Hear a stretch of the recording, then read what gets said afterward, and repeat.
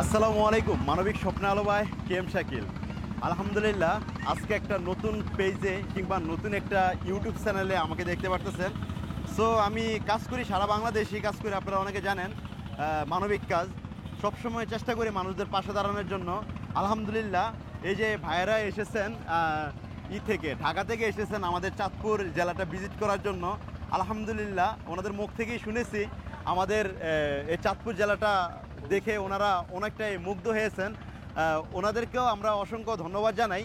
ওনারা আবারও আমি ওনাদেরকে ইনভাইট করব আমাদের চাঁদপুর জেলা আবারও ভিজিট করার জন্য, কোনো একটি নতুন দৃশ্য আপনাদেরকে দেখানোর জন্য। তো আপনারা যারা আমাদের এই ভিডিও দেখতেছেন দেশ কিংবা বিদেশ থেকে, আশা করছি আপনারাও আমাদের চাঁদপুর জেলা আসবেন।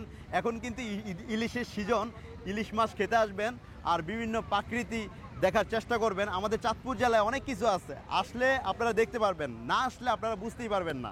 সবাইকে অসংখ্য ধন্যবাদ, ভালো থাকবেন, আসসালামু আলাইকুম।